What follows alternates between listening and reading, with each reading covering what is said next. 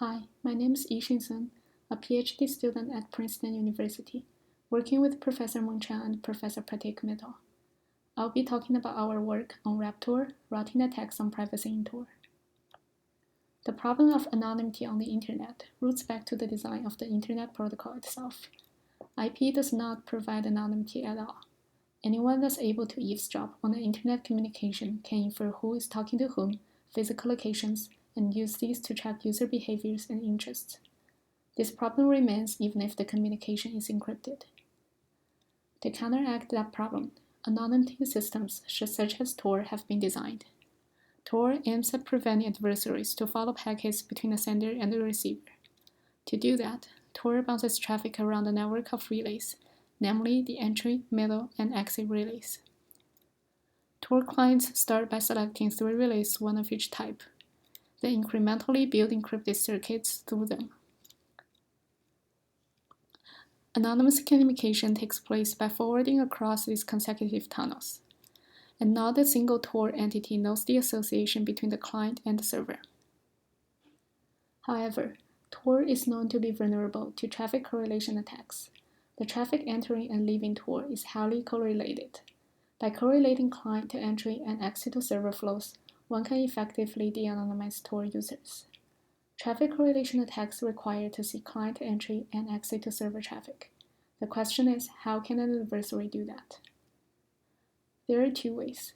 First, manipulating Tor by running malicious relays and collecting Tor traffic. Second, manipulating routing to put the adversary onto the path between client and entry and exit to server. The second way would be the focus of this work. Consider this simple Internet topology. Tor connections get routed according to BGP.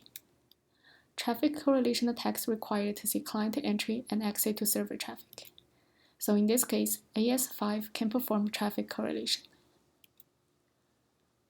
In this work, we presented 3 new attacks that network-level adversaries can exploit to manipulate BGP routing to get onto a compromising position: asymmetric routing, natural BGP convergence, and active BGP manipulation.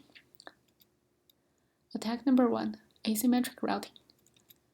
So far, we have considered one set of Tor traffic, client entry and exit to server. However, because of policies, routing is often asymmetric. The path from entry back to the client could be different from the client entry path. While AES4 does not see client entry traffic, it sees entry to client traffic. The same applies to server to exit traffic. If we consider only one direction, AES5 is potentially compromising. After considering both directions, AES3, 4, and 5 are all potentially compromising. Attack number 2, natural BGP dynamics. Initially, only AES5 is compromising. Assume that the link between AES4 and AES5 fails. Traffic gets rerouted via AES3 instead of going to AES4 directly. Now, both AES3 and AES5 are seeing client entry and exit to server traffic.